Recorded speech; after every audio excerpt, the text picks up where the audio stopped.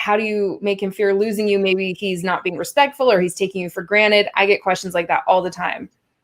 Yeah, so it kind of depends on the situation that you're in, right? So marriage is very different from a like exclusivity but living together kind of a situation, right? If you're in anything but a committed relationship, which is, you know, for not for everybody, it's not everybody, it's commitment is equals marriage, but for some people it does. But if you're not in a committed relationship, you should not be living with a man.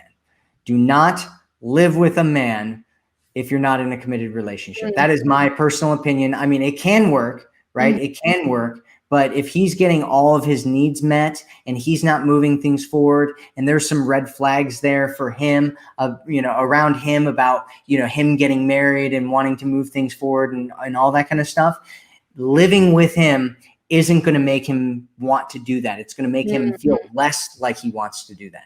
So I just wanted to throw that out there first. The second thing around marriage is you can still have your own life and your own things, right? And do things, right? A lot of people, I think, in the chat were talking about the whole pandemic thing and, you know, whatever. It kind of depends on where you live, right? Because there's some draconian areas of the world where you're basically not allowed to go outside. But right now, but what you want to do is just have, it could just be separate areas of the house, right? Or separate areas of the apartment or whatever your home is, where you just have your own space and you're doing your own thing and you have your own thing going on.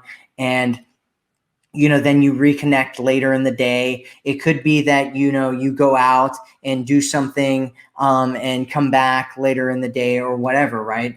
Just because you're married doesn't mean that you can't kind of have your own spaces and your own things going on and your own life separate from each other.